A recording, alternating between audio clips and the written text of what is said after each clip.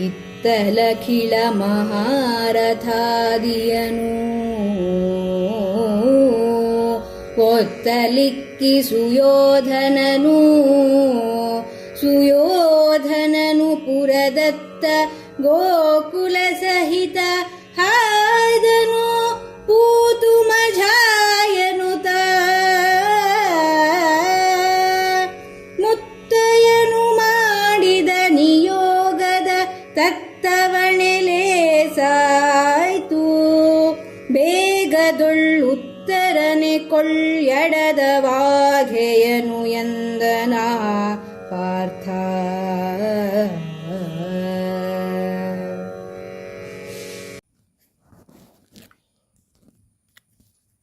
ಗೋಗ್ರಹಣದ ಸನ್ನಿವೇಶ ಭೀಷ್ಮರು ನಿರ್ದೇಶನ ಮಾಡಿದ ಹಾಗೆ ಎರಡು ವಿಭಾಗಗಳಾಗಿ ಸೈನ್ಯವನ್ನು ಮಾಡಿ ಸೈನ್ಯದ ಒಂದು ಭಾಗವನ್ನು ಕೌರವನೊಡನೆ ಕಳಿಸಿ ಕರ್ಣ, ದ್ರೋಣ, ಕೃಪ, ಅಶ್ವತ್ಥಾಮ, ಶಕುನಿ ಮೊದಲಾದ ಮಹಾರಥರೊಡನೆ ಭೀಷ್ಮನು ಅರ್ಜುನನೊಡನೆ ಯುದ್ಧ ಮಾಡಲು ಸಿದ್ಧನಾಗ್ತಾ ಇದ್ದಾನೆ. ಕೌರವ ಕೆಲವು ಗೋವುಗಳನ್ನು ಹಿಡಿದುಕೊಂಡು ಸೈನ್ಯದೊಂದಿಗೆ ಹಸ್ತಿನಾಪುರಕ್ಕೆ ಹೋಗಿದ್ದಾನೆ. ಆಚೆ ದುರ್ಯೋಧನನು ಮಹಾರಥರನ್ನೆಲ್ಲ ಹಿಂದೆ ಬಿಟ್ಟು ಗೋವುಗಳೊಡನೆ ಹಸ್ತಿನಾಪುರಕ್ಕೆ ಹೊರಡ್ತಾ ಇದ್ದಾನೆ. ಅರ್ಜುನನು ನೋಡ್ತಾ ಇದ್ದಾನೆ.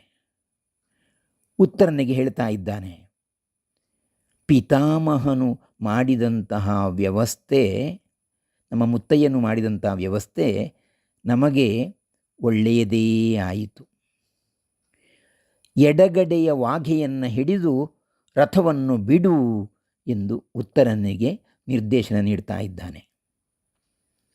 ಇಲ್ಲಿ ಅರ್ಜುನನು ಯಾವ ದೃಷ್ಟಿಯಿಂದ ಹೀಗೆ ಹೇಳ್ತಾನೆ ಅಂತ ನಮಗೆ ಅರ್ಥ ಆಗುವುದಿಲ್ಲ. ನಮಗೆ ಅನುಕೂಲ ಆಗುವ ಹಾಗೆ ಭೀಷ್ಮಾಚಾರ್ಯ ಮಾಡಿದ್ದಾನೆ ಅಂತ ಹೇಳ್ತಾನೆ ಅಂತ ಹೇಳಿದರೆ, ಕೌರವನನ್ನು ಅಲ್ಲಿಂದ ತಪ್ಪಿಸಿದ್ದಾನೆ ಭೀಷ್ಮ. ಯಾಕಂದರೆ ಅವನು ಕೆಲವು ಗೋವುಗಳನ್ನು ಹಿಡಿದುಕೊಂಡು ಹಸ್ತಿನಾಪುರಕ್ಕೆ ಹೋಗ್ತಾ ಇದ್ದಾನೆ. ಎದುರಿಗೆ ಇವರಿದ್ದಾರೆ. ಅಲ್ಲಿಗೆ ಅರ್ಜುನನನ್ನು ಎದುರಿಸುವಂತಹ ಶಕ್ತಿ ಭೀಷ್ಮನಿಗೆ ಖಂಡಿತ ಇದೆ. ಕೌರವನನ್ನು ಎದುರಿಸುವಂತಹ ಶಕ್ತಿ ಅರ್ಜುನನಿಗಿದೆ. ಆದರೆ ಕೌರವನಿಗೆ ಖಂಡಿತವಾಗಿಯೂ ಅರ್ಜುನನ ಎದುರು ಹೋರಾಡುವಂಥ ಪರಾಕ್ರಮ ಇಲ್ಲ. ಹಾಗೆ ಇಲ್ಲಿ ಕರ್ಣ, ದ್ರೋಣ, ಕೃಪ, ಅಶ್ವತ್ಥಾಮರನ್ನು ಇವನ ಕಡೆಯಲ್ಲಿ ಇಟ್ಟುಕೊಂಡಿದ್ದಾನೆ ಯುದ್ಧಕ್ಕೆ ಬೇಕಾಗಿ. ಇದರ ಅಂತರಾಳವನ್ನು ತಿಳಿದಂತಹ ಅರ್ಜುನನಿಗೆ ಸಂತೋಷ ಆಗ್ತದೆ. ಭೀಷ್ಮಾಚಾರ್ಯ ಪಾಂಡವರಿಗೆ ಅನುಕೂಲ ಆಗಲಿ ಅಂತ ಹೀಗೆ ಒಂದು ಸಲಹೆ ಕೊಟ್ಟನೋ ಏನೋ. ಭೀಷ್ಮಾಚಾರ್ಯರು ಕೊಟ್ಟಂತಹ ಸಲಹೆ ಸರಿ ಉಂಟೋ ಇಲ್ಲವೋ ಎಂಬುದಾಗಿ ಯೋಚನೆ ಮಾಡುವಂತಹ ಚಾಣಾಕ್ಷತನ ಅದು ಆ ರಣರಂಗದಲ್ಲಿ, ಆ ಸಂದರ್ಭದಲ್ಲಿ ಕೌರವನಿಗೆ ಬಂದಿರಲಿಕ್ಕಿಲ್ಲ. ತಕ್ಷಣದಲ್ಲಿ ಏನು ಮಾಡುವಂಥದ್ದು ಗೊತ್ತಾಗುವುದಿಲ್ಲ. ಆಗ ಹೀಗೆ ಒಂದು ಒಳ್ಳೆಯ ರೀತಿಯಲ್ಲಿ ಮಾರ್ಗದರ್ಶನ ಕೊಟ್ಟಾಗ ಇದನ್ನು ಅನುಸರಿಸುವುದೇ ಒಳ್ಳೆಯದು ಎಂಬುದಾಗಿ ಕೌರವನು ಭೀಷ್ಮಾಚಾರ್ಯರ ಮಾತನ್ನು ಅನುಸರಿಸಿದ್ದಾನೆ. ಮುಂದೆ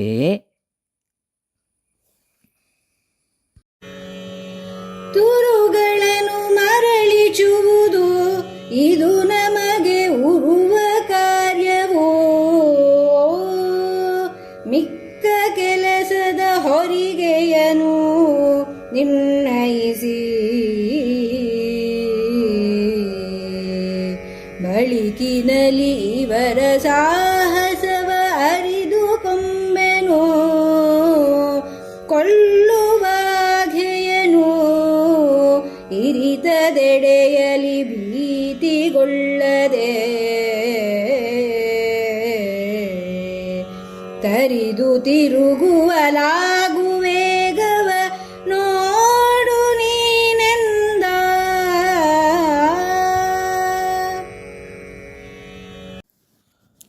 ಉತ್ತರ: ತುರುಗಳನ್ನು ಮರಳಿ ತರುವುದು ನಮ್ಮ ಮುಖ್ಯ ಕಾರ್ಯವಾಗಿದೆ. ಅದಾದ ಮೇಲೆ ಉಳಿದಂತಹ ವಿಚಾರಗಳು. ಯಾಕಂದರೆ ಗೋವುಗಳಿಗೆ ಅನ್ಯಾಯ ಆಗಬಾರ್ದು. ಕೌರವ ಸೈನ್ಯ ಆಮೇಲೆ ನಮ್ಮ ಮೇಲೆ ಎಷ್ಟು ದಾಳಿ ಮಾಡಿದರೂ ಕೂಡ ಅದರ ಸಾಹಸವನ್ನು ನಾನು ನೋಡಿಕೊಳ್ತೇನೆ. ನೀನೇನು ಮಾಡಬೇಕು?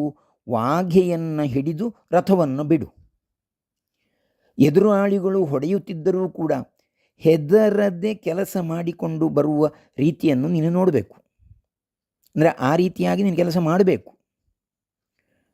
ಅರ್ಜುನನು ಉತ್ತರನಿಗೆ ವಿವಿಧ ರೀತಿಯಲ್ಲಿ ಸಲಹೆ ಮಾರ್ಗದರ್ಶನವನ್ನು ಕೊಡ್ತಾ ಇದ್ದಾನೆ.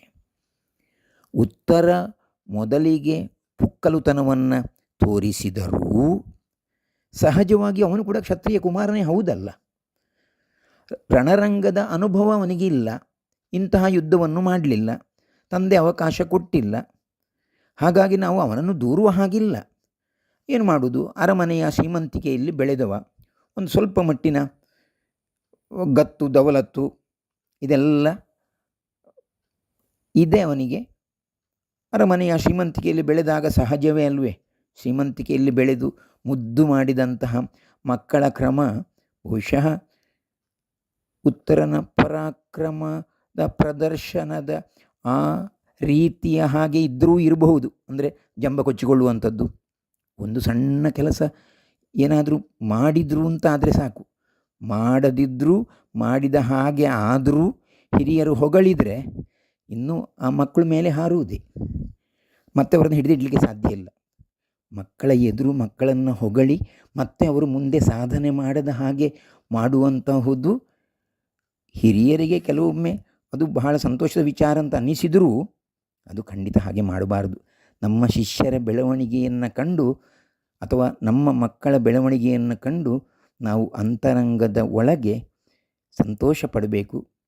ಆ ಭಗವಂತನಿಗೆ ನಮಸ್ಕಾರವನ್ನು ಹೇಳಬೇಕೇ ಹೊರತು 4 ಜನರ ಎದುರು ಅಥವಾ ಅವನ ಎದುರೇ ಅವನನ್ನು ಹೊಗಳಿ ಅಟ್ಟಕ್ಕೆ ಏರಿಸುವಂಥದ್ದಲ್ಲ. ಇಲ್ಲಿ ಈಗ ಉತ್ತರ ಅರ್ಜುನ ಹೇಳಿದ ಹಾಗೆ ಕೇಳ್ತಾ ಇದ್ದಾನೆ. ಅವನಿಗೆ ಧೈರ್ಯ ಇದೆ. ಖಂಡಿತವಾಗಿಯೂ ಕೂಡ ಪರಾಕ್ರಮಶಾಲಿಯ ಅಂತ ಅರ್ಜುನ ನನ್ನನ್ನು ಎಲ್ಲಿಯೂ ಕೂಡ ಬಿಟ್ಟು ಹಾಕುವುದಿಲ್ಲ. ಅವನಿಗೆ ಒಂದು ಒಳಗಿನ ಒಂದು ಹೆಮ್ಮೆಯೂ ಇದೆ. ಅರ್ಜುನನ ಜೊತೆಯಲ್ಲಿ ನಿಂತು ಶತ್ರುಗಳನ್ನು ಬಡಿದಾಡುವಂತಹ, ಬಡಿದು ಗೆಲ್ಲುವಂತಹ ಅವಕಾಶ ನನಗೆ ಸಿಕ್ಕಿದೆ, ಆದ ಕಾರಣ ಹೋರಾಟ ಮಾಡಬೇಕು ಎಂಬಂತಹ ಧೈರ್ಯದಿಂದ ಮುನ್ನುಗ್ಗುತ್ತಲೂ ಇರಬಹುದು. ಅಂತೂ ಒಳ್ಳೆಯ ಮಾರ್ಗದರ್ಶನವನ್ನು ಅರ್ಜುನ ಉತ್ತರನಿಗೆ ಕೊಡ್ತಾ ಇದ್ದಾನೆ. ಅದನ್ನು ಉತ್ತರನೂ ಕೂಡ ಅನುಸರಿಸ್ತಾ ಇದ್ದಾನೆ. ಮುಂದೆ ಅರ್ಜುನ ಹೇಳಿದ ಹಾಗೆ ಉತ್ತರನು ಕುದುರೆಗಳ ಬೆನ್ನನ್ನು ಚಪ್ಪರಿಸಿ ಹಾಗೆ ಓಡಿಸ್ತಾ ಇದ್ದಾನೆ.